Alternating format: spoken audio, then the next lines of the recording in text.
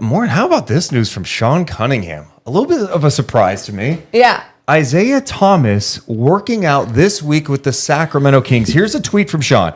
Fan favorite, Isaiah Thomas will be among a few free agents in Sacramento this week for some competitive workouts with Kings roster players who are in town. Sources say Tony Bradley, Juan Toscano-Anderson, and Lonnie Walker are joining that group. Kings also have a roster spot available, technically. So we're talking about a potential last roster spot, maybe some camp invites. Remember, you can invite up to like 21 people to camp. So the headline, though, I think for Kings fans is Isaiah Thomas, and I get it. It's the number one headline of this for so many different reasons. I get the attachment. I love IT. Attachment. He is one of my favorite Kings of all time. 100%. I mean, leaving it all out there on the floor with this team at so much, especially during a time when it felt like there were lazy people on this roster and there was no life, there was no energy, and he brought that life. Heart, soul. All the things. And like the other stuff of him literally going to city council meetings when the whole like Kings Arena saga was going on. Are they leaving? And he was there. Yes. As a Seattle guy, he was there. He just vibed with the fans, and I will forever love him for that. Agreed. And then just seeing the success after. But I just, from this perspective, I'm fine with him working him out. But I just don't see the fit completely. And I think you could talk yourself into it because, hey, it's a final roster spot. Sure. Maybe you just need a good locker room guy. But in terms of kind of what the Kings need, I just don't think they need another point guard. Well, I think that's why Jordan McLaughlin was brought in, correct? And so when you think about that, you don't need another situation where you have guys that are injured throughout the year or whatever may happen, and then you're just going down the bench and you don't have the size to match up against another team. Obviously, we know IT's limitations with that throughout the years, and then you go, oh, but can't he play that Matthew Dellavedova role? But again, that's why Jordan McLaughlin was brought to Sacramento. If it had to be another point guard situation, you just don't need a whole bunch of point guards. I mean, you also have so many players on the team now who can handle Fox. That's my point. Malik Monk, DeMar DeRozan. I think that's enough. And you have Jordan McLaughlin. I just think an undersized guard. And to be fair, Jordan McLaughlin's kind of undersized too. Yeah. I'm not sure that's the path they need to go. Yeah. And I love IT. I think my heart, I could just close my eyes right now and go, could you imagine Kings are up by 20 and now checking in. Isaiah Thomas. I mean, the ovation, the chills.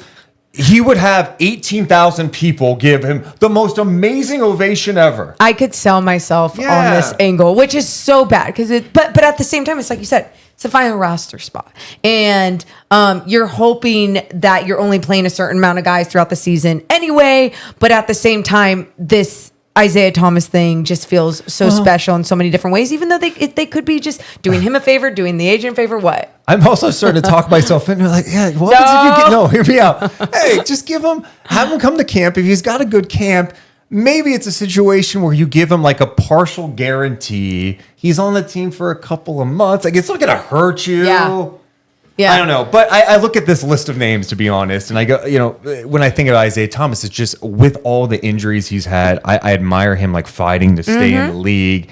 I respect him so much. You look at the other names, Tony Bradley's a big. He spent a time in the G League last year. Toscano-Anderson briefly in Sacramento last year, but a lot of time in the G League with Mexico City. Yes. And then Lonnie Walker, who last year was with the Nets. Before that, the Lakers. Before we get to Walker, those two other names are like G League names potentially. And I wonder how much of these workouts too are like looking at potential possibilities to fill out the Stockton roster, because these are things that happen this time of year too. You're not just like working out guys for your NBA team, but it's G League too. Deuce, and you talk about that. I mean, you lost someone in Jordan Ford. You obviously are bumping Keon Ellis up. You think about someone like Mason Jones. What kind of role will he be playing? So you do look at that G League roster, and you're going to want to make sure that you are still developing internally. I mean, you even lost your head coach of the G League team. Like, you have a lot to do when it comes to this. There's been some talk like maybe play-by-play and head coach at the same time. Oh my God, he goes to the basket. What was that? No, that's not my style. Oh, I'm really? a player's coach. What is that? You can still yell and like have respect. I want to go, what is that? You would say that. I would say that to a fifth fifth grader. Yes. You would say that in the middle of a game and embarrass a player.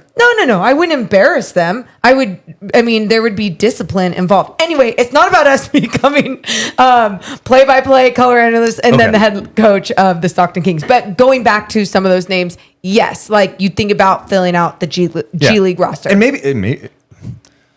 maybe Isaiah's part of that. I don't know. Okay. I don't know what he's trying to achieve too. Like obviously I know he's trying to achieve. He's trying to get back to the NBA. Yes. But I don't know. Maybe he's like, I just want to play. And this could be a good pathway for me to get that opportunity. I don't know. I mean, if it was, cool, but I doubt that for him. He's so competitive. Now, Lonnie Walker played in the NBA last year, literally, right? Yep. Like he's 25 years old.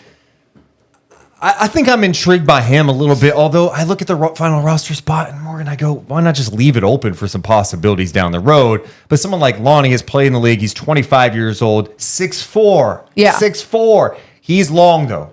6'10", 6'10 and a half wingspan. So he has got the ability to guard some bigger guys. I think he has more success doing that. And then the three-point shot last year, 38% from three, 45% on corner threes. Yeah. You could do a lot worse with your final roster spot than someone like Lonnie Walker, who has literally been in rotations for teams. Yeah, I when I saw Walker's name on there, I was like, oh, that's great. And then I also thought, wait, why aren't other teams wanting Lonnie Walker right now? So I'm curious how some of these workouts will look with him. Again, you talk about the size and you think about what this Kings team wants to do with their roster. But at the same time, like, that's not how life works. It's not like you can just like pick a whole bunch of guys and be like, oh yeah, can we just have a whole bunch of long people? Yeah, and I also think it from, Lonnie Walker's perspective, like, do you want to go somewhere where you're not sure you're in the rotation? Because even though we just talked about what he can potentially do out there on an NBA floor, just based on the Kings personnel that they have right now, you go, where is he playing? Is he playing in front of... Ooh, well, he's not. But then here's my thing, though. Then you go around the league, and at this point, if other teams aren't working him out or having him on their roster, like, doesn't you kind of have to get that mindset a little bit? Like, this might be my role, but I have to. Obviously, that's not going to stay his mindset. But yeah, so you go around the league, and you go, but what team right now is he playing in front of guys? So I also love this time of year because it's late August here, and we're going, hey, let's look at some final roster spot. Yeah. But hey, that's what makes it Ball fun. is live.